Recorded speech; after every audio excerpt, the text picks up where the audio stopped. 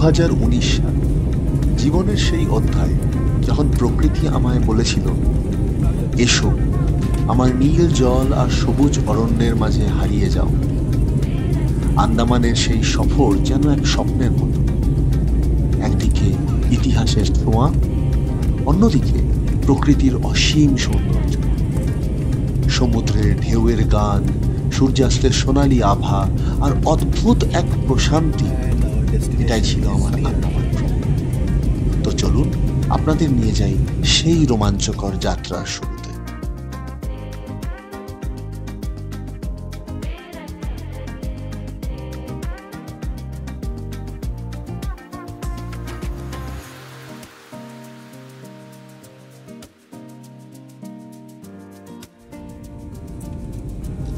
আমাদের জীবনের প্রথম যুগল সফর 2019-এর সেই অমূল্য মুহূর্ত।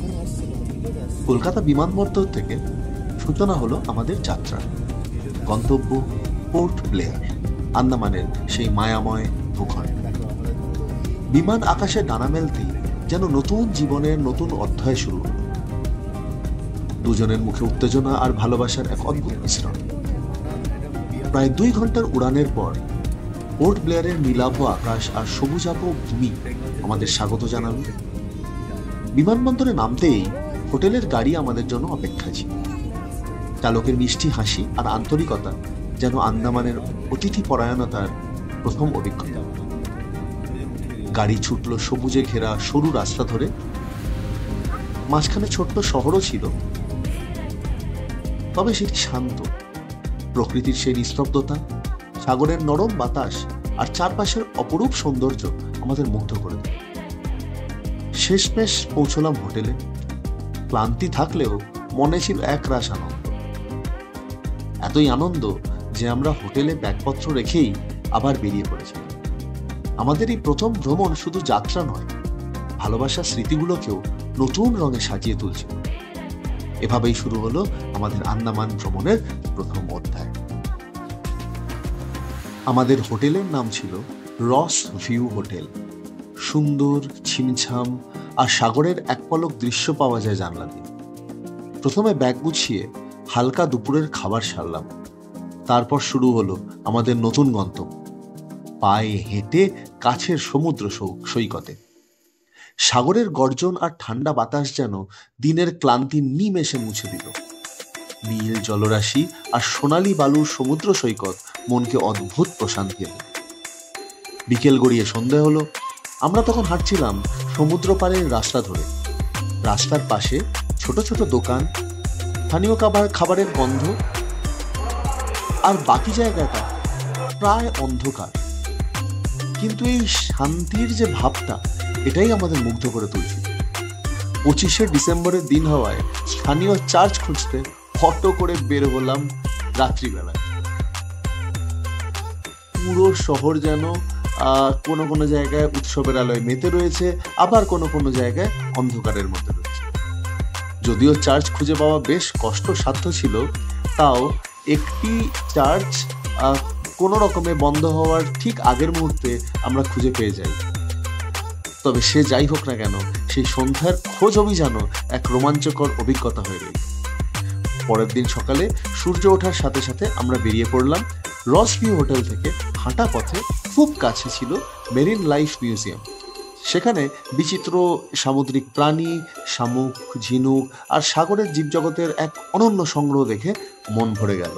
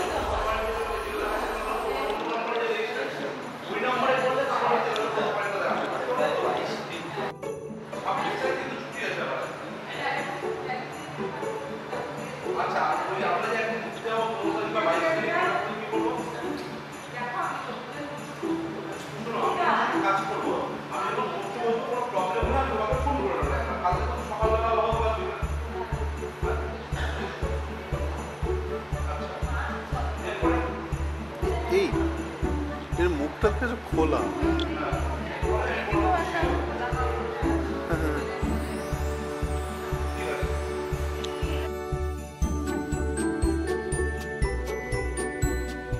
পরের দিন সকালবেলা ঘুম ভাঙল এক নতুন রোমাঞ্চের অপেক্ষা।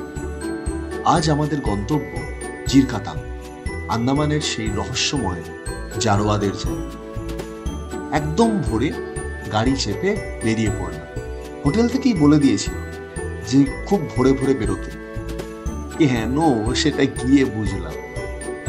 যাই হোক, যখন আমরা জিরকাতাং পৌঁছলাম, সেখানে চেকপোস্ট যেটা ছিল সেখানে পৌঁছানোর পর গাড়ির লাইন আর পর্যটকদের ভিড় দেখে বুঝলাম এই অঞ্চল কতটা বিশেষ। ভোরে ভোরে যখন গাড়িতে চেপে বেরোলাম, তখন অবশ্য রাস্তার দুপাশে ঘন অরণ্য, সেটাই দেখেছি যেন পুরো জায়গাটাই একটা সবুজের রাজ্য। এবং সূর্যের আলো গাছের পাতা ভেদ করে মাটি ছুঁতে গিয়ে এক মায়াবী দৃশ্য তৈরি করেছিল। যাই হোক, আমরা যখন নামলাম গাড়ি থেকে, সেখানে প্রচুর কয়েকশো গাড়ি দাঁড়িয়ে রয়েছে, প্রচুর মানুষ, গুটি কয়েক দোকান, যাদের যাদের খিদে পেয়েছে তারা সেখানেই খাওয়া দাওয়া করে নিচ্ছে। কেননা একটা নির্দিষ্ট সময়, যেটা কিনা সকাল 9টা, তার আগে চেকপোস্ট খোলা হবে। এবং শুধু তাই নয়, যেহেতু ওটা জারোয়া আদিবাসীদের এলাকা, ওইখানে এই অনুমতি ছাড়া কারুরই যাওয়া নিষেধ, যাওয়া সম্ভবই নয়। এখানকার নিয়ম খুব কড়া, আর তাই কোনোভাবেই ফটোগ্রাফি বা ভিডিওগ্রাফি করা নিষিদ্ধ। এবং পরবর্তীকালে যখন আমাদের গাড়ি সারি বেঁধে চলতে শুরু করলো, তখন জানতে পারলাম যে আমাদের গাড়িটি একটি কনভয়ের আকারে চলছে। এই কনভয়টির সামনে একটি আন্দামান নিকোবর পুলিশের গাড়ি রয়েছে, মাঝ বরাবর একটি পুলিশের গাড়ি, এবং সব শেষে আরেকটি পুলিশের গাড়ি রয়েছে। এই প্রোটেকশনের মাধ্যমে এই পুরো কনভয়টাকে এগিয়ে নিয়ে যাওয়া হচ্ছে। তো যখন গাড়ি সারি বেঁধে একসাথে চলছিল, পুরো পথটা যেন কোনো গোপন রাজ্যের ভিতর দিয়ে এগোনোর মতো অনুভূতি। দুপাশে গাঢ় অন্ধকার বন, মাঝে সরু রাস্তা, আর সেই অরণ্যের গভীরে কোথাও যেন লুকিয়ে আছে জারোয়া জনজাতির জীবনের গল্প। তারা কেমন আছে, কিভাবে বেঁচে থাকে, এই রহস্যময়তা মনকে কৌতূহলী করে তুলছে। যেতে যেতে আমরা মাঝখানে বেশ কয়েকজন জারোয়াকেও আমরা দেখতে পেয়েছিলাম, এবং আমাদের ওপর কড়া নির্দেশ ছিল যে কোনো জারোয়া বলুক বা না বলুক, মাঝপথে গাড়ি দাঁড় করাবার নিয়ম নেই, এবং গাড়ির কাঁচ নামাবার নিয়ম নেই, এবং শুধু তাই নয়, কোনো জারোয়াকে কোনো খাবার দ্রব্য দেওয়ার কোনো নিয়ম নেই। এগুলো সমস্ত কিছু নিষেধাজ্ঞাগুলো অবশ্য করে পালন করতে হবে। তা না হলে কি হয় সেটা শুনেছিলাম আমাদের ড্রাইভার মহাশয়ের কাছ থেকে। জারোয়ারা এখন আমাদের যে মডার্ন যুগ রয়েছে তার সাথে তাল মেলানোর জন্য তারা চৌর্যবৃত্তি ধরেছে। তারা যখনই সুযোগ পায় ভালো ভালো খাবার চুরি করে, তারা যখনই সুযোগ পায় ভালো ভালো জামা কাপড় যদি কেউ গাছ না মানে বাড়ির ছাদে যদি কেউ শুকোতে দেয়, তারা সুযোগ পেলে সেগুলোকে চুরি করে। তো সেই জন্য জারোয়াদের থেকে একটু সতর্ক থাকতে বলা হয়েছিল আমাদের। এবং ফেরার পথে এক জায়গায় আমরা জানতে পারলাম যে একটা গাড়ি তারা খোলামেলাভাবে খাবারটা গাড়ির ভেতরেই রেখেছিল, কিন্তু প্যাকেট করে বা ঢেকে রাখেনি। বাইরে থেকে কাঁচের মধ্যে দিয়ে দেখা যাচ্ছিল যে ভেতরে খাবার রয়েছে। তো জারোয়ারা কখন এসছে, তারা কাঁচ ভেঙে সেই খাবার চুরি করে নিয়ে তারা বেরিয়ে গেছে। যাই হোক, অবশেষে আমরা পৌঁছলাম সেই জায়গায় যেখান থেকে বারাতাং যাওয়ার অনুমতি নিতে হয়।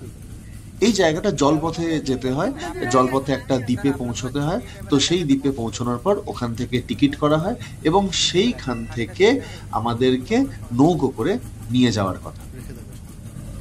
তো সেখানে জলপথের জন্য আমরা অপেক্ষা করছিলাম। পুরো জায়গাটায় পর্যটকদের চঞ্চলতায় মুখর। আর তারপর হলো নদী পেরোনোর পালা।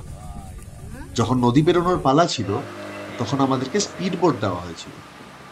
প্রচুর স্পিড বোট ছুটে চলেছে পর্যটকদের, আমাদেরও স্পিড বোট ছুটে চললো, এবং সেই স্পিড বোটে করে আমরা পৌঁছলাম বারাতান। বারাতান এর এক অন্যতম আকর্ষণ ছিল স্ট্যালাকটাইট আর স্ট্যালাগমাইট গুহা। ওখানে একটি মাটির মধ্যে পাঁকের মধ্যে উষ্ণ প্রশমনও ছিল, যেটা আমাদের আর দেখা হয়ে ওঠেনি। তবে আমরা ওই স্ট্যালাকটাইট আর স্ট্যালাগমাইট গুহাটা দেখে খুব বিস্মিত হয়ে গেছিলাম। এই গুহা যেন প্রকৃতির এক বিস্ময়। গাইডের নির্দেশনা মেনে পায়ে হেঁটে ট্রেকিং শুরু করলাম ঘাট থেকে। পথটা ছিল সরু, কখনো মাটির ঢাল, কখনো আবার বাঁশের সাঁকো। চারপাশের বনানীর নির্জনতা আর পাখির ডাক পুরো পরিবেশকে যেন এক অন্যরকম সৌন্দর্যে মুড়ে রেখেছিল। বলাই বাহুল্য, আমরা প্রচুর ফটোগ্রাফি করেছিলাম। কিছুটা হাঁটার পর সেই গুহার মুখ দেখা গেল। ভেতরে ঢুকতেই চোখ আটকে গেল প্রকৃতির এই চমৎকার শিল্পকর্ম। গুহার ছাদ থেকে ঝুলে থাকা স্ট্যালাকটাইট আর মাটির থেকে উঠে আসা স্ট্যালাগমাইট পাথর যেন প্রকৃতি তার নিজের হাতে যুগ যুগ ধরে তৈরি করেছে এই অপূর্ব ভাস্কর্য। ভেতরে শীতল বাতাস আর নীরবতা। পাথরের প্রতিটি কোণ যেন কথা বলে যাচ্ছিল হাজার হাজার বছরের ইতিহাস। সন্ধ্যা নেমে আসার আগে আমরা ফিরে এলাম। ফিরতেই হলো, সেটাই নিয়ম। জিরকাতাং চেকপোস্টে আবারও গাড়ির লম্বা লাইন। গোধূলির আলোয় বনভূমি যেন আরো রহস্যময় হয়ে উঠেছিল। সেই দিনটিও আমাদের স্মৃতির খাতায় এক অনন্য অভিজ্ঞতা হয়ে রয়ে গেল। সেই দিন আমরা প্রচন্ড ক্লান্ত হয়ে পড়েছিলাম সারা দিনের জার্নির পর। তবে প্রকৃতির অজানা রূপ আর গোপন সৌন্দর্যকে চোখের সামনে দেখে মনটা যেন অন্য এক জগতে হারিয়ে গিয়েছিল।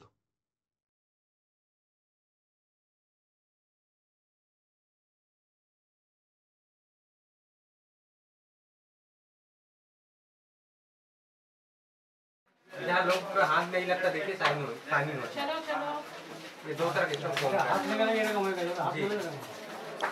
हाथ लगने के कारण उनका फॉर्मेशन बंद हो जाता है। यहाँ पे हाथ नहीं लगता तो साइन चमक हो नहीं। अरे वन साइड हो गया।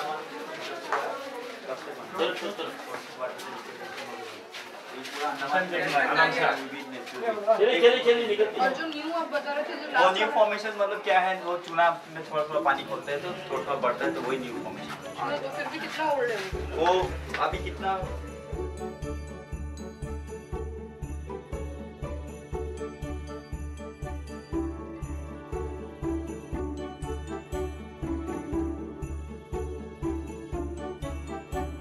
আগের দিন জারোয়ার জোন আর গুহার রোমাঞ্চকর অভিজ্ঞতা পেছনে ফেলে আমাদের তৃতীয় দিনের গন্তব্য ছিল আন্দামানের মুকুটমণি হ্যাভলক আইল্যান্ড। সকালে দ্রুত তৈরি হয়ে রওনা দিলাম ক্রুজ ধরার জন্য। ক্রুজে আমার প্রথমবার অভিজ্ঞতা হলো। ক্রুজে যাওয়ার ব্যবস্থাটা অনেকটা এরোপ্লেন চলার মতো। একই রকমভাবে লাইন দিতে হয়, চেক ইন হয়, সমস্ত কিছু চেক হওয়ার পর আমরা সবাই মিলে গিয়ে জেটিতে দাঁড়ালাম এবং সেখানে একটি সুন্দর একদম ঝকঝকে একটি ক্রুজ আমাদের জন্য দাঁড়িয়েছিল। প্রথমে আমাদের লাগেজগুলোকে নিয়ে নেওয়া হলো। লাগেজগুলোকে ঠিক যেরকমভাবে আমরা প্লেনে লাগেজ আলাদা দিয়ে দিই, শুধুমাত্র কেবিন ব্যাগেজ নিয়ে আমরা হাতে নিয়ে আমরা উঠি, এখানেও একই রকম ব্যবস্থা। তো আমার অনেকটাই সেই প্লেনের যে যাত্রা হয় তার মতো মনে হলো। যাই হোক, পোর্ট ব্লেয়ারের জেটিতে পৌঁছানো মাত্রই আমরা প্রথমে আমাদের একটু খাবার দাবারের ব্যবস্থা করে নিলাম, কেননা খুব ভোরবেলায় বেরিয়েছিলাম, এবং তারপরে আমরা ক্রুজে উঠলাম। ক্রুজে উঠে দেখি ভেতরটাও প্লেনের মতো। অলরেডি ভেতরের খাবার দাবারের জায়গা রয়েছে, ঘুরে বেড়ানোর জায়গা রয়েছে, খুব সাজানো গোছানো। নীল সমুদ্রের বুক চিরে যখন ক্রুজ এগিয়ে চলল তখন মনে হচ্ছিল এ যেন এক স্বপ্নের ভ্রমণ। সাগরের গভীরের ঢেউগুলো আমাদের সাথে যেন কথা বলে চলেছিল, আর ওপরে নির্মেঘ আকাশ। ডেকে দাঁড়িয়ে হাওয়ার ছোঁয়া আর সাগরের বিলাসিতা উপভোগ করার ইচ্ছে ছিল, কিন্তু জানতে পারলাম যে ওখানে যাওয়া নিষেধ। তো আমরা দোতলায় উঠে আমরা দোতলার থেকে আমরা একটুখানি এরকম হাওয়া বাতাস একটু আমরা উপভোগ করেছিলাম। মাঝে মাঝে দূরে ভেসে ওঠা ছোট ছোট দ্বীপ দেখে মনে হচ্ছিল যেন সাগরের বুকে মুক্তোর মালা। প্রায় 1.5 ঘন্টা জার্নির শেষে আমরা পৌঁছলাম হ্যাভলক আইল্যান্ডে। সেখানে সবুজ আর নীলের এক অবর্ণনীয় মেলবন্ধন যেন আমাদের স্বাগত জানালো। আমাদের হোটেল ছিল হোটেল হেভিজ।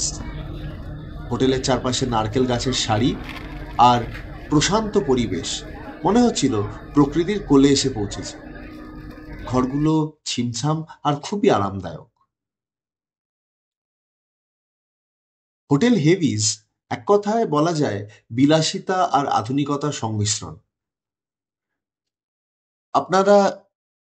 আপনাদের জানিয়ে রাখা ভালো, আমরা যে রুমটি নিয়েছিলাম সেই রুমের মধ্যে একটি ইনডোর ঘরের ভেতরে একটি সুইমিং পুল ছিল। এছাড়াও এই হোটেলের পেছন দিকে একটা কমন লম্বা বিশাল বড় এক সুইমিং পুল রয়েছে। তবে হ্যাঁ, ওখানে সুইমিং পুলের জামা কাপড় ছাড়া নর্মাল জামা কাপড় পরে নামা নিষেধ। হোটেলের সুইমিং পুলের সুবিধা তো আছেই, এছাড়া হোটেলের রেস্টুরেন্টে স্থানীয় এবং কন্টিনেন্টাল খাবার পরিবেশন করা হয়। খাবারের স্বাদ ছিল অসাধারণ, বিশেষ করে সি ফুডের আইটেমগুলো ছিল অবশ্যই চেখে দেখা।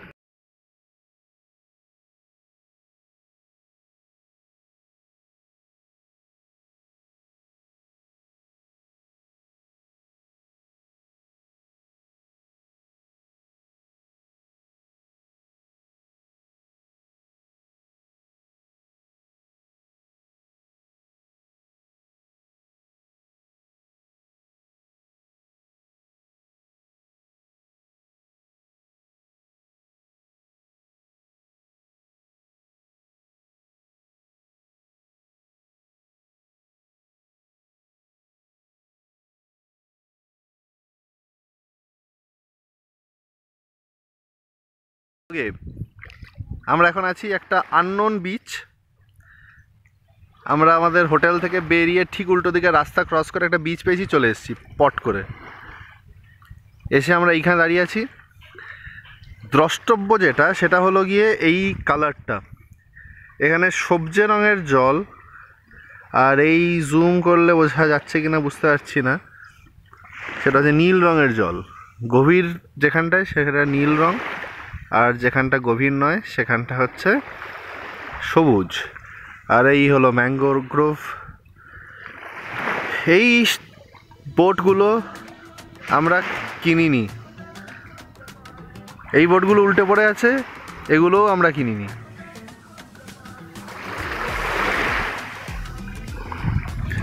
আর আমরা এরকমভাবে পাঁচিল টপকে এসেছি। মইটা আমাদের জন্য রাখা ছিল, যেটা কবে আসবে টপকে, সেই জন্য।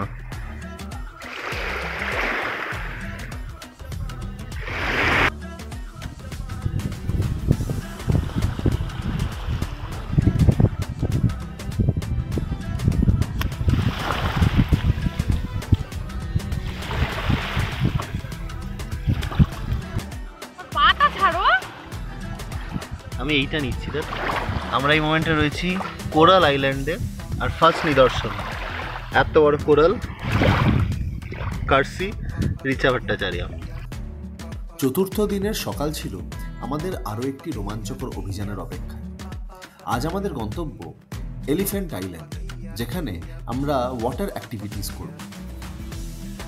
আমরা যখন হ্যাভলক আইল্যান্ডের সমুদ্র তটে পৌঁছলাম, দেখলাম সেখানে অনেকগুলি ছোট ছোট টিকিট কাউন্টার রয়েছে। হোটেল থেকে আমাদেরকে একটা আইডিয়া দেওয়া হয়েছিল, গিয়ে হুবহু সেরকমই দেখতে পেলাম। লাইন লেগে রয়েছে, প্রচণ্ড ভিড়। সেখানে আমিও লাইনে লাগলাম, নইলে ওখান থেকে এলিফ্যান্ট আইল্যান্ড যাওয়ার যে স্পিড বোট রয়েছে তার টিকিট পাওয়া যাবে। যাই হোক, টিকিট কাটার পর আমরা স্পিড বোটে চেপে রওনা দিলাম এলিফ্যান্ট আইল্যান্ডের উদ্দেশ্যে। এখানে স্নরকেলিং করার সময় আমরা প্রকৃতির এক অন্যরকম সৌন্দর্যের সাক্ষী হই। বডিটা জলের ওপর ভাসছে। এর জন্য যদিও আমরা সাঁতার জানি, কিন্তু যারা সাঁতার জানেন না তাদেরও কোনো অসুবিধা হবে না, কেননা আপনাদের একটি লাইফ জ্যাকেট পরিয়ে দেওয়া হবে, যার জন্য আপনারা অটোমেটিক ভাসবেন। কিন্তু আপনার মুখটি জলের তলায় থাকবে এবং একটি স্পেশাল যন্ত্রের মাধ্যমে আপনার নিঃশ্বাস প্রশ্বাস নর্মালি চলাচল করবে। কিন্তু আপনি যা দেখতে পাবেন সেটা বিশ্বাস করার মতো না। অজস্র রঙিন মাছ, প্রবাল চিত্রকর্ম আর স্বচ্ছ জল, সবকিছু এত জীবন্ত ও প্রাণবন্ত যে চোখে না দেখে বিশ্বাস করা কঠিন। জলের নিচে তাকালে প্যালেটের মতো রঙিন সামুদ্রিক জীবনের দৃশ্য চোখে ধরা দিচ্ছিল। হাত দিয়ে মাছেদের ঠেলে দেওয়া, প্রবাল দেখে অবাক হয়ে তাকানো, সব কিছু ছিল এক অদ্ভুত অভিজ্ঞতা। এরপরে আবার স্পিড বোটে আমরা চললাম এক লঞ্চের দিকে, যেখানে আমাদের জন্য অপেক্ষা করছিল সি ওয়াকিং। এটি ছিল আমাদের অন্যতম হাইলাইট।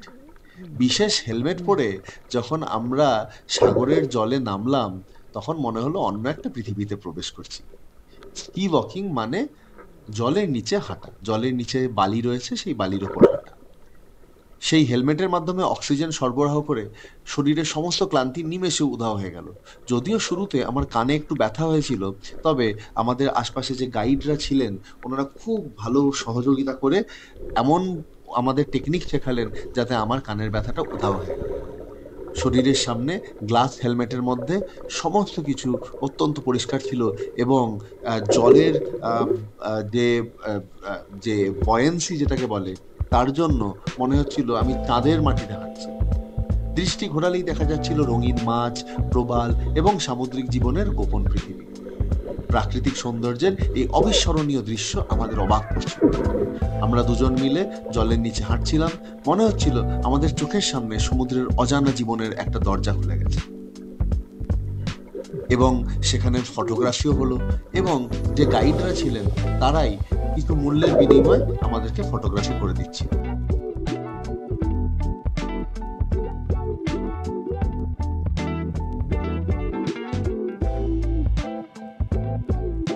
হোটেল থেকে আমরা একটি স্কুটি ভাড়া নিলাম,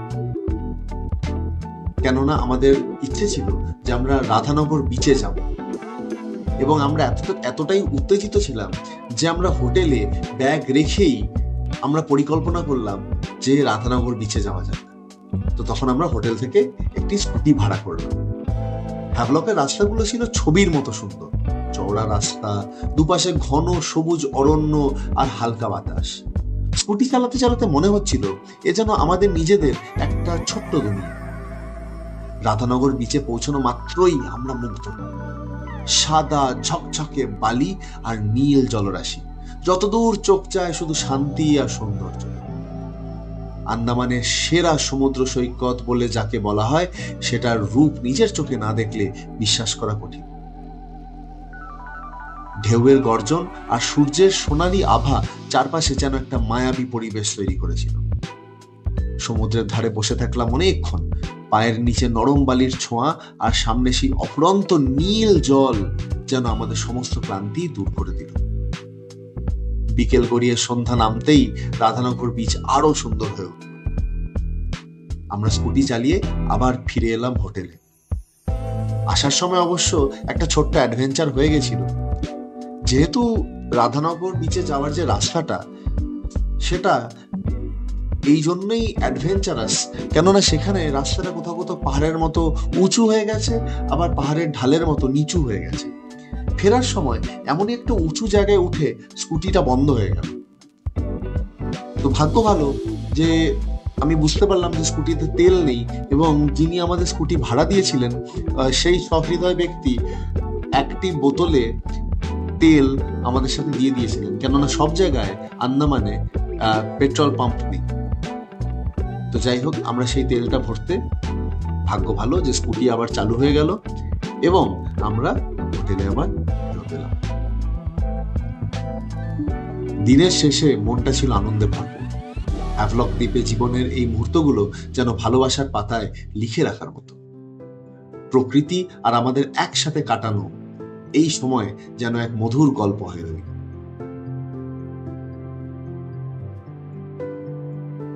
আন্দামানের রোমাঞ্চকর অভিজ্ঞতাগুলো পেছনে ফেলে এবার আমাদের ফেরার পালা।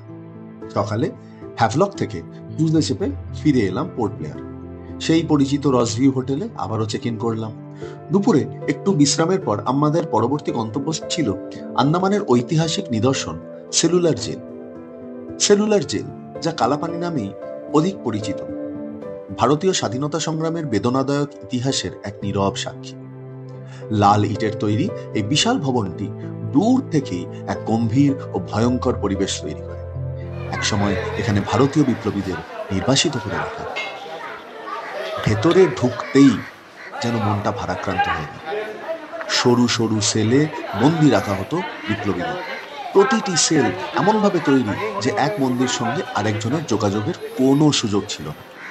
আলোর ছায়ার খেলা আর তীব্র নীরবতা যেন সেই দিনগুলোর বেদনা নতুন করে স্মরণ করি। আমরা ফাঁসির গ্যালো দেখলাম, যেখানে অনেক বিপ্লবী তাদের প্রাণ উৎসর্গ করেছিল।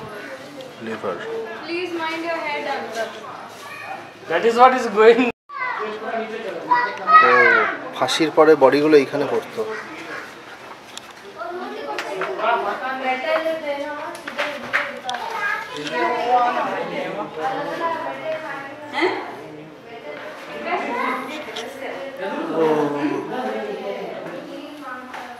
লিভার সিস্টেম করা আছে এখানে। এইগুলো পাটাতনগুলো এখানে সব লগই লাগিয়ে বাই চান্স পড়ে না যায়। এখন জেলের মধ্যেই ছিল একটি ছোট মিউজিয়াম, যেখানে সেই সব বীরদের নাম, ছবি আর তাদের সংগ্রামের কাহিনী তুলে ধরা হয়েছে। জেলের ভেতরে লাইট অ্যান্ড সাউন্ড শো এর ব্যবস্থাও ছিল, কিন্তু আমাদের দেখা হয়ে ওঠেনি। তবে আমরা যা দেখেছি তাতে বিপ্লবীদের কষ্ট, তাদের সাহস আর ব্রিটিশ অত্যাচারের দুঃসহ স্মৃতিগুলো যেন জীবন্ত হয়ে ওঠে। সুরক্ষিত ভারতের জন্য তাদের আত্মত্যাগ আমাদের হৃদয়ে গভীর ছাপ ফেলে। এই জেল শুধু একটি ভবন নয়, এটি আমাদের স্বাধীনতার জন্য হাজারো সংগ্রামের এক প্রতীক। সেলুলার জেলে সময় কাটিয়ে মনে হলো আন্দামান শুধু প্রকৃতির সৌন্দর্যের জন্য নয়, ইতিহাসের গভীরতাও। Savarkar cell, second floor.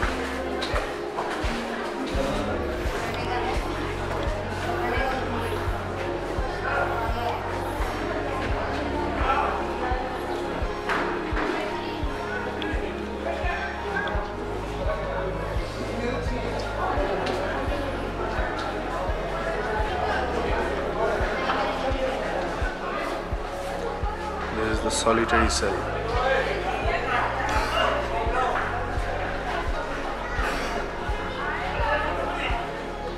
Okay.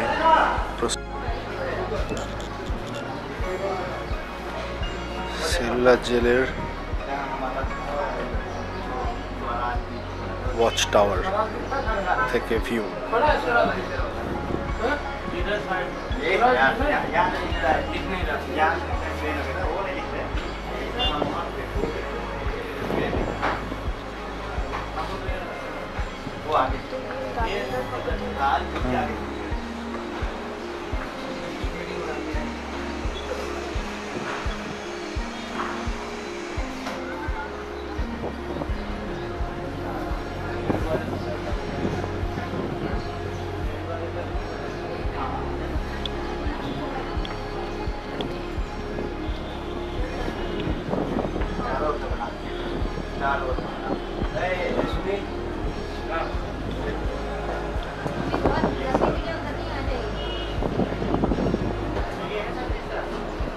Ross Island.